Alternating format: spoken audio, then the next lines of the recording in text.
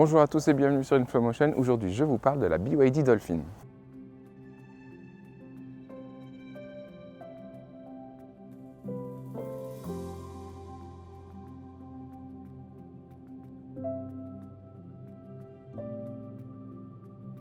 Bon, à l'avant, honnêtement, c'est un peu sage. Quand les feux sont éteints, on a juste ce petit arrondi en feu de jour. Ça donne un côté un peu cheap, à vrai dire, c'est un peu dommage. J'aime beaucoup les petits détails sur la calandre pleine. C'est très sympa. Disponible en option, la BYD est équipée d'une carrosserie biton qui, je trouve, lui va nettement mieux que la carrosserie monoton. C'est plutôt réussi avec les petits détails que j'aime bien ici sur la partie arrière. C'est plutôt sympa, ça la modernise un peu. À l'arrière, on retrouve le nom de la marque Build Your Dreams. J'adore ce nom de marque, franchement. C'est un peu dommage qu'ils veulent l'enlever pour juste garder BYD. Je trouve ça vraiment cool qu'il y ait le Build Your Dreams à l'arrière. On retrouve le nom de la voiture, le Dolphin. J'aime beaucoup le petit dessin au quadrillage des feux. Je trouve ça très joli. Globalement, à l'arrière, je trouve que le design est plutôt réussi. Elle a une bouille sympa, cette Dolphin. Allez, on va voir ce que ça donne en termes de coffre. Coffre manuel uniquement. Et franchement, c'est pas génial. En position plancher haut, on n'a pas beaucoup de place. Heureusement, on a quand même un double fond. Et là, on lui occupe au final pour ranger les câbles. Mais si on enlève tout ça, là, le coffre est intéressant. Allez, on passe à l'intérieur.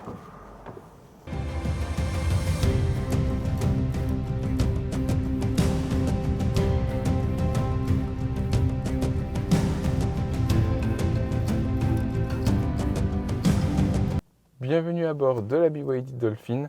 On retrouve l'univers qu'on a connu dans le Atto 3. C'est très original. Alors là, on est sur un intérieur entièrement noir, donc ça reste original, mais un peu plus classique. Et honnêtement, ça passe un peu mieux. Et je trouve que ça lui va plutôt bien. On a une console centrale flottante avec un rangement en dessous, le chargeur à induction. L'intérieur est vraiment très sympa. J'aime beaucoup le détail de la poignée qui tient parfaitement dans la main. On retrouve donc, comme sur toutes les BYD, l'écran inclinable. Il est plus petit que sur la Atto 3, donc il a une taille qui gêne moins à la conduite, que ce soit en position verticale ou horizontale. C'est quand même nettement mieux.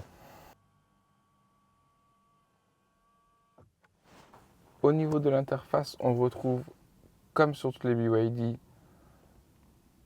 l'interface en plusieurs pages, façon tablette vraiment classique, avec Spotify inclus. Franchement, elle est quand même très bien équipée. On a un chargeur à induction, on a deux prises USB-C, pas d'USB normal. On a toutes les aides à la conduite qui, je vous en parlerai tout à l'heure, sont plutôt moyennes.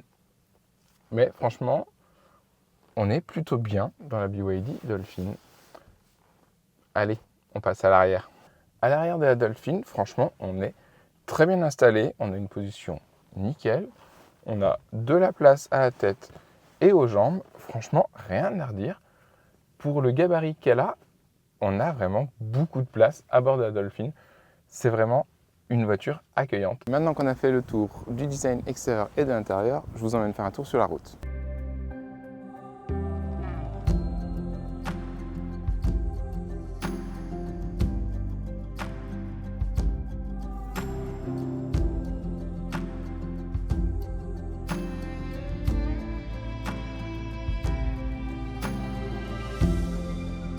Sur la route, dans l'ensemble, la Dolphin est quand même plutôt agréable. On sent que BYD a fait de gros efforts par rapport à la version de pré-série que certains de mes confrères avaient pu essayer. Dans l'ensemble, la suspension a été nettement améliorée. On n'a pas, comme sur la Atto 3, cette impression de bateau qui est franchement désagréable. Là, ça le fait légèrement, mais ça reste quand même nettement plus supportable. C'est assez correct. Et la Dolphin, dans l'ensemble, à la conduite, est quand même plutôt agréable. Surtout dans son terrain de jeu favori qui est la ville. On a évidemment les 3 modes de conduite classique, éco, normal et sport. Donc franchement, c'est pas une voiture de sport, hein, c'est une petite citadine, donc c'est pas un foudre de guerre, ça change pas grand chose à vrai dire. Mais bon, elle reste agréable et quand même avec un petit peu de répondant. C'est plutôt pas mal quand même. Alors par contre, un truc assez insupportable, ça pipe dans tous les sens. Et franchement, j'ai beau chercher dans un peu tous les menus, je trouve pas du tout comment on y enlève. Et c'est super agaçant. Affiché à partir de 33 990 €, la BYD Dolphin est quand même pas donnée, je trouve. BYD se pose quand même comme une marque un peu premium. Donnée pour 427 km WLTP, la BYD Dolphin est plutôt bien positionnée pour un véhicule plutôt urbain qui a un gabarit idéal pour la ville. J'espère que cette petite vidéo consacrée à la Dolphin vous aura plu. Moi, je vous dis à très vite pour de nouvelles vidéos.